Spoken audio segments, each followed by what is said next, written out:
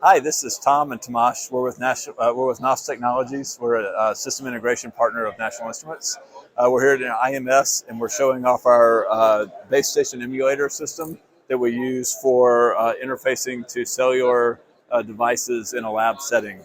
So what we have here are two Qualcomm-based cellular DUTs.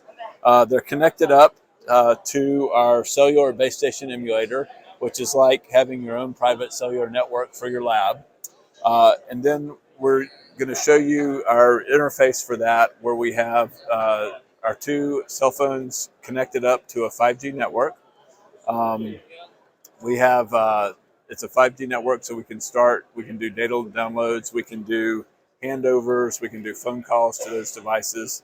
So we're going to start a download, and we're tracking over here some of the channel indications like downlink speed, data throughput, drop packets, and things like that.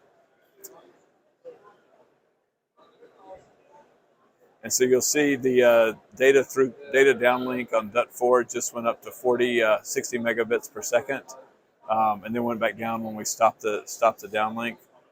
And then, Tomash, are there any other things you want to show on this? Handover between the two. Oh yes. Cells. So we can do force it to do a handover from one cell to another.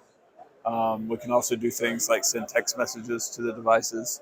So these are all tests that are useful when you're validating a device you're building that has a cellular modem on it, and you want to make sure that it's operating correctly with its live user software on it.